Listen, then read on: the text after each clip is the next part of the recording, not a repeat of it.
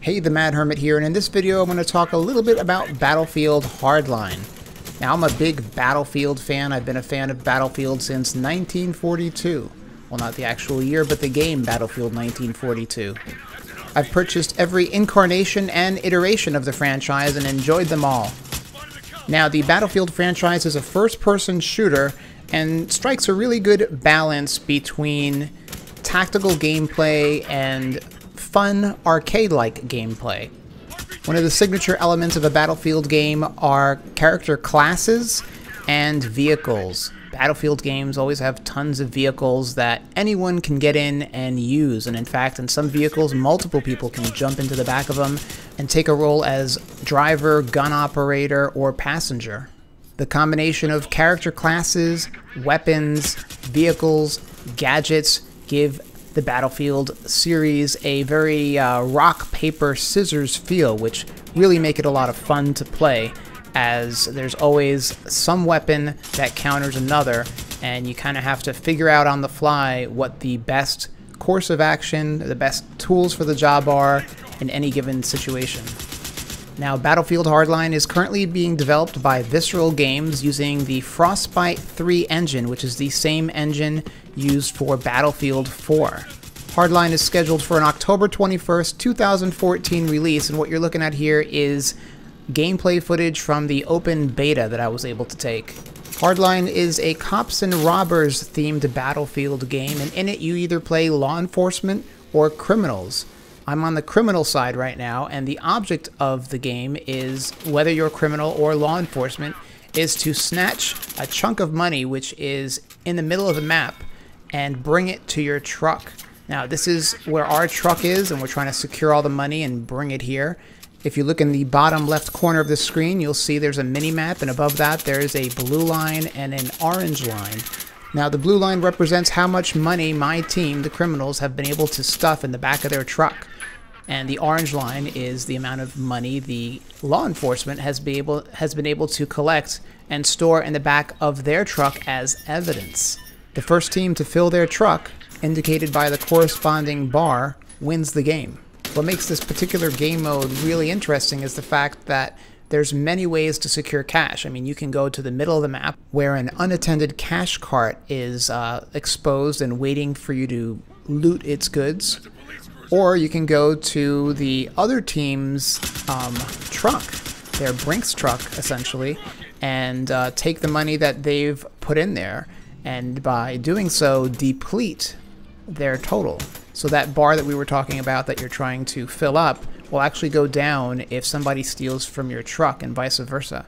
And that's why you see, in this case, like I'm by my Brinks truck, and we are trying to defend it because the opposing team, the law enforcement, is trying to collect the evidence. They're trying to take the money from our truck and bring it back to theirs.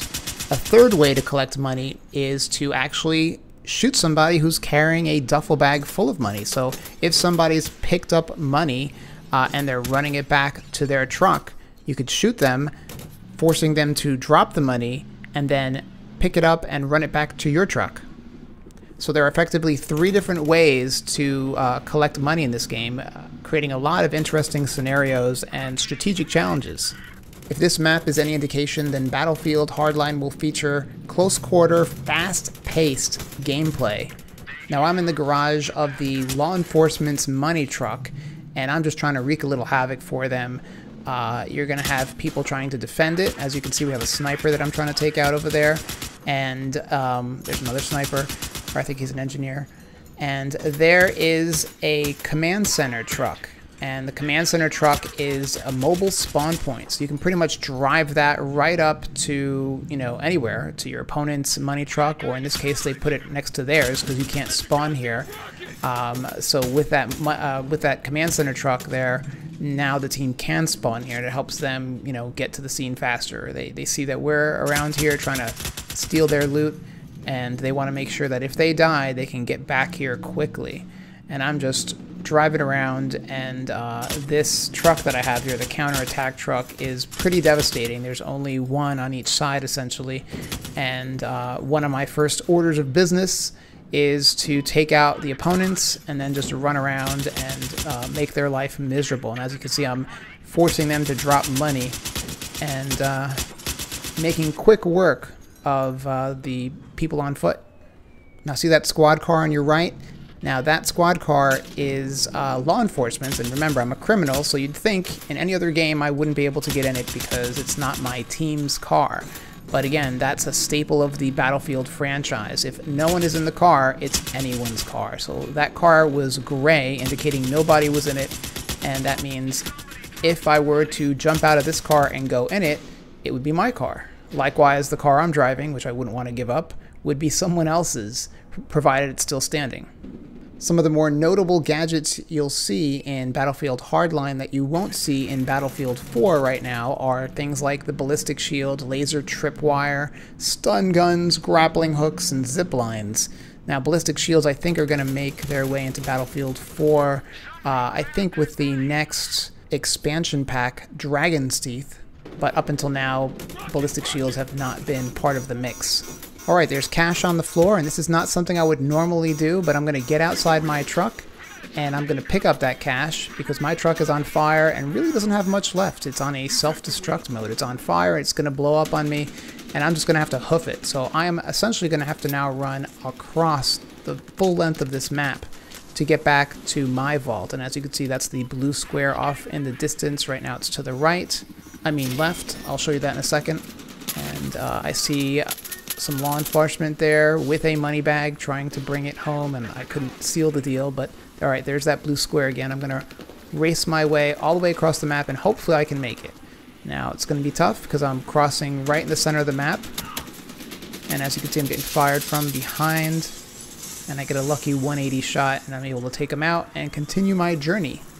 And rather than run the whole way, what I'm going to do is I'm going to try to take an elevator to a upper floor, and then jump out a window and parachute to my flag. This will limit my exposure on my way home. And if you see the mini-map, there's a red arrow, and it looks like someone else is getting in another elevator, and they're going to be meeting me up here. So I kind of saw that when I was playing this round, and, you know, I was mindful of it, but I didn't think they'd have the guts. But they did. And they tried to whack me with a bat, which was a mistake. They got greedy. They should have just shot me. Alright, now normally I wouldn't stick around, but I have my Stinger, and I'm up in a building, and there's not too much traffic up here. I kind of feel safe, but I wanted to, you know, let the helicopter know that, you know, he shouldn't feel too comfortable flying the friendly skies. Anyway, that pilot did the right thing. He evaded and got behind a building, so the second shot never materialized. So I parachuted back to my base. I am throwing a grenade to clear the area, make sure no one's loitering around my truck, make a small deposit, and now if you look at the score, you can see we are just 0.3 million away from securing victory. So I'm going to protect my truck and support anyone else who's coming home with money and make sure no one takes a withdrawal. And the bank is closed. Anyway, I really enjoyed Battlefield Hardline. I'm looking forward to October 21st, and my only regret is that although you can pre-order it now, you can't play it. And so I kind of wish that the incentive for pre-ordering it right now would be that they'd open up the beta for people who pre-ordered it. Because if they did that, I would pre-order it now. But since you can't play it, I'm just going to wait until it's released. But I'm definitely going to pick this one up. In the meantime, I'll be playing Battlefield 4. There's still a lot of great content to be released, and I'm still thoroughly enjoying that game. Anyway, I hope you liked this video. If you did, give it a thumbs up. If you have questions or comments, leave them below, and I'll see you next time.